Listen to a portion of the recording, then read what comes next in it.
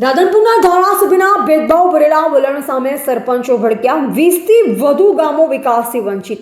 રાધનપુર તાલુકાના સરપંચો દ્વારા આવેદન। વિકાસથી વંચિત ગ્રામ પંચાયતો માટે ગ્રાન્ટની માંગ। રાધનપુર તાલુકાના વિવિધ ગામોની ગ્રામ પંચાયતોના સરપંચગણ દ્વારા તારીખ 22/7/2025 રોજ રાધનપુરના નાયબ કલેક્ટર શ્રી સમક્ષ સંયુક્ત આવેદનપત્ર રજૂ કરવામાં આવ્યું।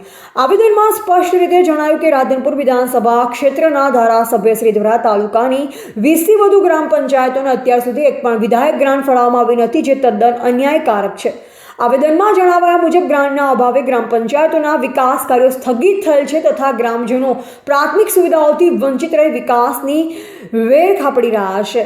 સરપંચોએ નાયબ કલેક્ટર શ્રી સમક્ષ ઉગ્ર રજૂઆત કરી કે ગામોના હિતમાં વિધાયક ગ્રાન્ટનું યોગ્ય અને સમાનતાપૂર્વક વિતરણ થાય તે અંગે તત્કાલ પગલાં લેવામાં આવે। અંતે આવેદનપત્ર દ્વારા નોંધણીની માંગ સાથે સરકાર તથા જિલ્લા વહીવટીતંત્રને આવશ્યકીય કાર્યવાહી કરવા અપીલ કરવામાં આવી છે, જેથી રાજકીય પક્ષપાત વગર વિકાસ લાભ તમામ ગ્રામજનો સુધી પહોંચી શકે।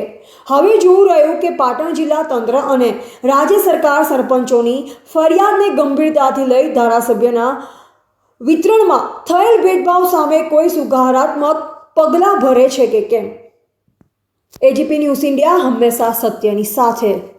મારું નામ રબારી જામાભાઈ પીરાભાઈ, ગામ કોલ્હાપુર, તાલુકો રાધનપુર। મારી બેબી સરપંચ છે અને સતત છેલ્લા 3 વર્ષથી અમે ધારાસભ્યશ્રીને ખૂબ રજૂઆત કરેલી છે।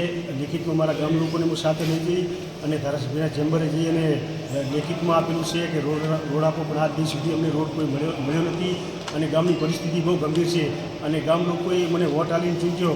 ભણેલ માણસ તો કે કંઈક વિકાસ કરશે ગામનો, પણ આજ દિવસે કાંઈ વિકાસ થયો નથી ગામનો કંઈ। મારે નાણાં પંચની બીજી કોઈ તાલુકા કક્ષાની કે યુટીલીટીની કોઈ ગ્રાન્ટ આજ દિવસ સુધી મળેલી નથી મને। તો તમામ સરપંચોને તમામને બધાને લાભ મળે અને ધારાસભ્યશ્રી તમામ ગામોને ગ્રાન્ટ આપે એવી મારી માગણી છે। મારું નામ રાજુભાઈ જીવનભાઈ લીલાસિંહ ઠાકોર, ગામ શેરગઢ। મારા પપ્પા સરપંચ છે અને અમારા ગામમાં આજ દિન સુધી લવિંગજી સાહેબની ધારાસભ્યની અમને ગણિત મળે નહીં, તો એના માટે અમે રજૂઆત કરવા માટે તમામ સરપંચો આવ્યા છીએ।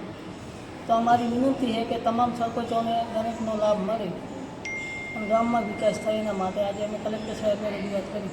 ગામની પરિસ્થિતિ કેવી છે હાલમાં? હાલ રસ્તા રોડ બહુ ખરાબ છે, તેના માટે અમે સાહેબને રજૂઆત કરી છે। અમારા સાહેબ 15-20 ગામો છે, તેમાં ગ્રાન્ટ બિલકુલ મળી નથી, બરોબર। એમએલએ સાહેબને વારંવાર રજૂઆત કરી હતી, પણ 15-20 ગામોમાં બાકાત છે, બરોબર। તો અમારે સાહેબને એવી વિનંતી છે કે 15-20 ગામો છે, એમને ગ્રાન્ટ ફાળવીને વિકાસના કામો થાય, સરપંચ કામ દેખાય એ માટે મેં આવેદનપત્ર આપ્યું અમારે એસોસિએશન સરપંચ ભેગા થઈને। અમારે કોઈ પાર્ટીનો વિરોધ નથી તો કોઈ પક્ષનો વિરોધ નથી, પણ અમે ગ્રાન્ટ માટે થઈને આ માગણી કરી રહ્યા છીએ કે દરેક સરપંચને હાચવો બધાને। તો રાધનપુર તાલુકાના સરપંચના વિકાસનું કામ ગામમાં દેખાય કે કામ થયા છે।